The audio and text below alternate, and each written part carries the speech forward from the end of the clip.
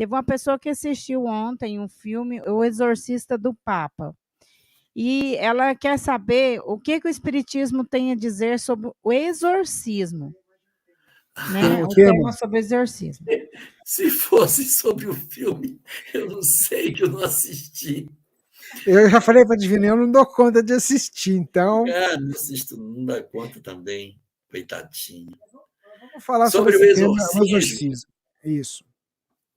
Bom, nós temos que dividir a questão em duas partes. Duas partes. Primeira, a possibilidade de você reconhecer a existência de entidades perturbadoras, de entidades que podem exercer um processo obsessivo de subjugação, entidades maléficas que perturbam, que roubam a pessoa da condição de lucidez e que parecem estar loucas, mas estão, na verdade, sobre o domínio de determinadas entidades espirituais profundamente perturbadas. Reconhecer esta parte da verdade é uma coisa incrível e que coaduna com a doutrina espírita. Agora, evidentemente que a maneira como a doutrina espírita enxerga essas entidades é diferente.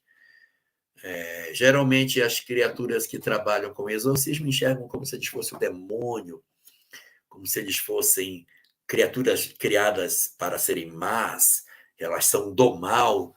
E o Espiritismo reconceitua isso como se eles fossem, na verdade, irmãos nossos, ainda ignorantes. São espíritos como nós, que se voltaram ao ódio, se voltaram para o mal, mas que vão se recuperar. Todos recuperaremos-nos. Nenhum de nós estará voltado eternamente para o mal. Nós todos despertaremos para o bem. Essas entidades que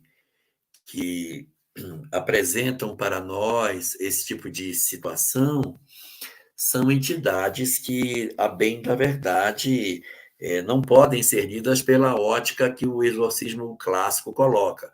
São demônios. Não. São espíritos, são irmãos nossos. A gente precisa reconhecer que eles existem. Os fenômenos que eles produzem são reais. Eles até podem se dizer como demônios, acontece. Eu sou o demônio, mas ele não é, porque de repente até nem sabe mais quem é ele. Mas ele não é, na verdade, o demônio.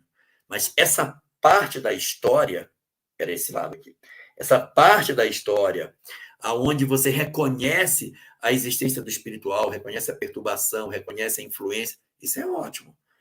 O que a gente tem divergência com relação ao exorcismo é a segunda parte, que é o ritual.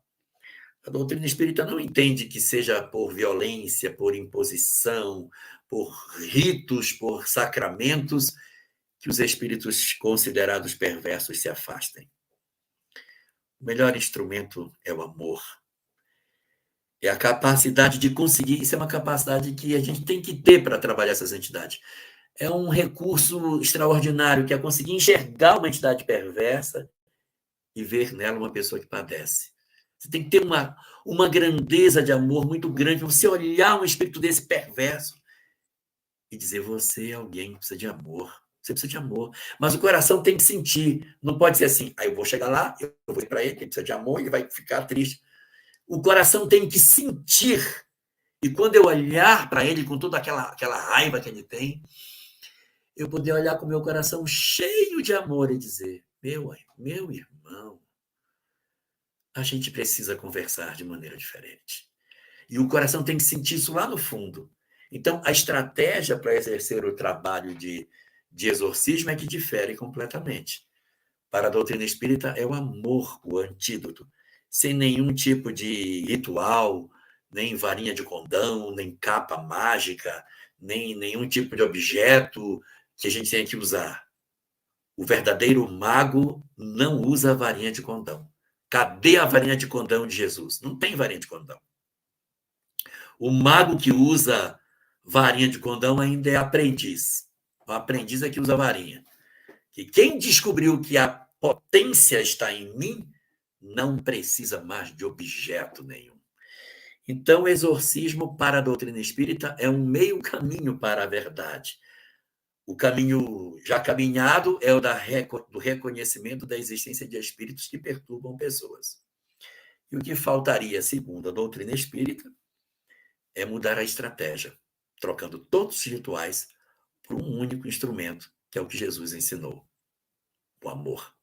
Era assim que ele tratava os obsidiados.